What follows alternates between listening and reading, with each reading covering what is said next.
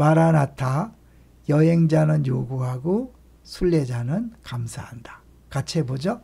여행자는 요구하고 순례자는 감사한다.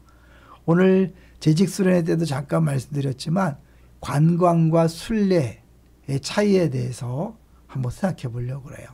우리 계속해서 듣고 있는 게 여행자는 요구하고 순례자는 감사한다잖아요. 이건 이제 중세 때부터 내려오는 말이라 그래요. 최근에 이 관광이냐 순례냐 이렇게 구분을 해요. 이제 물론 여행과 순례를 구분하기도 하지만 이제 그 한 분이 이런 책을 썼어요. 여행, 관광인가 순례인가. 그래서 여행이라는 큰 범주 안에 관광이 될 수 있고 순례가 될 수 있다는 것을 책으로 쓴 것을 볼 수 있는데요. 마크 트웨인이라는 사람 아시죠? 그런 사람이 이런 말을 했어요. 여행은 편견과 완고함과 좁은 마음의 특효약인 만큼 바로 이것 때문에 우리에게 여행이 필요하다. 우리의 편견과 완고함과 좁은 마음이 해결되려면 여행을 가야 된다는 거죠. 가서 보면 우리가 알고 있는 게 전부가 아니라는 것을 알게 되잖아요. 자, 그럼 구체적으로 관광하고 순례가 어떻게 다른가? 먼저 어떤 사람이 이렇게 정의해 놨더라고요. 관광은 보고 먹고 즐기는 것이 목적이다.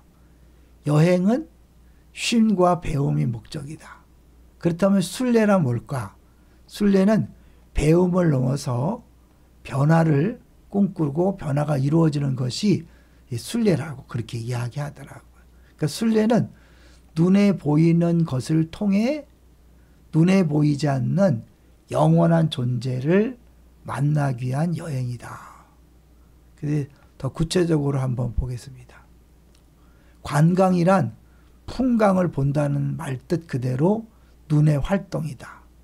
관광의 눈길은 대개 위에서 아래로 재빠르게 거중만 훑는 활동이다. 관광은 상대방을 사물하고 내려다보는 눈길일 경우가 많기에 무례하기 십상이다. 그렇다면 이 관광과 반대는 뭐냐면 순례다 그런 거죠. 그 순례라는 것은 구체적으로 뭘까? 관광이 눈으로 보는 것이라면 순례는 발로 걷는 것이다. 무엇보다도 관광과 순례의 차이는 눈길에 있을 듯하다. 관광이 급히 피상을 스쳐 지나간다면 순례는 천천히 주변과 눈을 맞춘다. 관광이 창을 통해 대상을 객체화한다면, 이게 중요하더라고요. 객체한다면 순례는 객체를 도리어 나의 속으로 안으려 든다. 천천히 걷는 걸음 속에서 자연과 이웃을 내 속에 끌어들여 소통한다.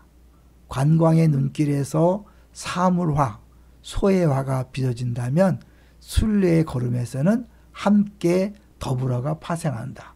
그러니까 순례는 성지순례만 있는 게 아니잖아요. 국토순례 뭐 이런 것도 있죠. 그러니까 다른 종교에서도 다 순례를 얘기하잖아요. 그러니까 결국 이 순례란 자체가 이제 단순히 눈으로 보는 게 아니라 걸으면서 눈에 보이는 모든 것들을 받아들이고 그 안에서 나와 하나가 되고 내 속이 변화되는 것을 이야기하는데요.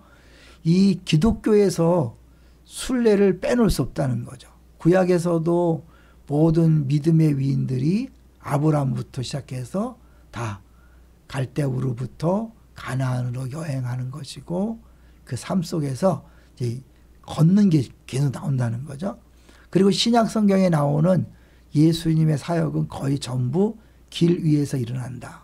재미난 것은 사도 바울도 다메섹 도상, 다메섹으로 가다가 예수님을 만났잖아요. 엠마오로 가던 두 제자도 길 위에서 예수님을 만났죠. 그리고 나중에 알았잖아요. 우리 마음이 뜨겁지 아니하더냐. 그러니까 이런 걸 근거로 해서 기독교와 걷는 것, 순례는 뗄래야 뗄 수 없다라고 그렇게 사람들이 주장하는 거죠. 그 원래 이제 순례라는 말 뜻은 이제 처음에는 낯선 혹은 타국에라는 의미로 이 라틴어에서 나왔잖아요. 그래서 처음에는 무조건 멀고 낯선 곳을 여행하는 것을 순례라 부르기 때문에 이제 특별히 종교적인 것만 이야기하지 않고 모든 것을 다 이야기했는데 대표적으로 장사하기 위해서 멀리 가는 것도 순례라고 그랬고 종교적인 목적으로 멀리 가는 것도 순례라고 그랬는데 이제 이것이 어느 순간부터 이제 종교적인 의미로 쓰였다는 거죠. 그래서 필그림이라는 단어가 종교적인 목적으로 먼 곳에 여행하는 것을 단어로 이렇게 사용됐는데 이거를 한글로 번역하고 한자로 번역한 게 너무 재밌다는 거죠. 순례. 정말 이렇게 걸어다니면서 예배하는 것이다. 이렇게까지 해석하는 거죠. 그러니까 순례라는 자체가 이제 모든 곳에서 보는 것, 느끼는 것, 또 경험하는 모든 걸 통해서 하나님을 찬양하고 하나님을 묵상한다는 거죠. 그래서 인생이 순례다. 어디에 있든 무엇을 하든 늘 하나님을 생각하고 그분을 갈망하며 그분을 높이고 찬양하는 것이 바로 순례자의 마음이다.